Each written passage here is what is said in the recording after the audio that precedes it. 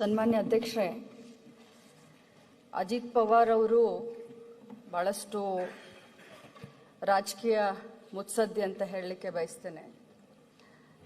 ನಾವು ಗಡಿ ಜಿಲ್ಲೆ ಗಡಿ ಭಾಗದಲ್ಲಿ ಇರೋದ್ರಿಂದ ಅಜಿತ್ ಪವಾರ್ ಅವರ ಬಹಳಷ್ಟು ಅನುಯಾಯಿಗಳು ಅಭಿಮಾನಿಗಳು ನಮ್ಮಲ್ಲಿ ಕೂಡ ಬಹಳಷ್ಟು ಇದ್ದಾರೆ.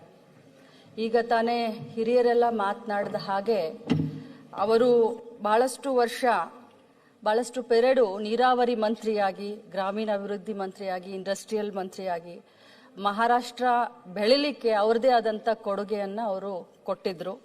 ಅದರಲ್ಲೂ ಕೂಡ ಅವರು ಬಹಳಷ್ಟು ಧೈರ್ಯವಂತರಾಗಿದ್ರು. ಬಹಳಷ್ಟು ಧೈರ್ಯವಂತದಿಂದ ಬಹಳಷ್ಟು ಡಿಸಿಷನ್ಗಳನ್ನು ಬಹಳಷ್ಟು ತಗೊಳ್ತಾ ಇದ್ರು.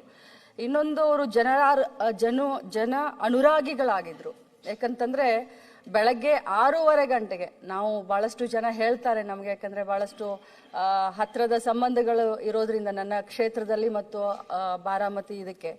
ಸೊ ಬೆಳಗ್ಗೆ 6:15ಗೆ ಜನರನ್ನ ಭೇಟಿಯಾಗಲಿಕ್ಕೆ ಶುರು ಮಾಡ್ತಾ ಇದ್ರು. ಯಾವುದೇ ಒಬ್ಬ ರಾಜಕಾರಣಿ ಸಾಮಾಜಿಕ ಬದ್ಧತೆ ಕಾಳಜಿ ಇದ್ದಂಥವ್ರು ತನ್ನ ಕ್ಷೇತ್ರದಿಂದ ಆಗಿರ್ಬೋದು ಅಥವಾ ಇಡೀ ರಾಜ್ಯದಿಂದ ಬರುವಂತ ಜನ 6:15ಗೆ, ಇವತ್ತು ಅಜಿತ್ ಪವಾರ್ ಅವ್ರನ್ನ ಭೇಟಿ ಆಗಬೇಕು ಅಂತಂದ್ರೆ ಅವರು 5:15ಗೆ ಹೋಗ್ತಾ ಇದ್ರು. 6 ಗಂಟೆ ವಾಕಿಂಗ್ ನಿಂದ ಶುರು ಮಾಡ್ತಾ ಇದ್ರು. ಜನರ ಬಗ್ಗೆ ಅಷ್ಟೊಂದು ಕಾಳಜಿಯನ್ನ ತಗೊಳ್ತಾ ಇರುವಂತ ಇಂಥ ಒಬ್ಬ ಮುತ್ಸದ್ದಿ ರಾಜಕಾರಣಿ ಕೊನೆಯ ರಾಜಕೀಯ ದಿನಗಳಲ್ಲಿ ಅವ್ರಿಗೆಲ್ಲ ಏನಾಯ್ತು, ಎಷ್ಟು ಕಷ್ಟ ಅನುಭವಿಸಿದ್ರು, ಏನೆಲ್ಲ ಅವ್ರ ಮೇಲೆ ಚಾರ್ಜಸ್ ಆಯ್ತು, ಯಾವ ರೀತಿ ರಾಜಕೀಯ ಬದಲಾವಣೆಯ ಸಂದರ್ಭದಲ್ಲಿ ಏನೆಲ್ಲ ರಾಜಕಾರಣ ಆಯ್ತು ಅನ್ನೋದು ತಮಗೂ ಎಲ್ಲ ಗೊತ್ತು, ನಮಗೂ ಎಲ್ಲರಿಗೂ ಗೊತ್ತು.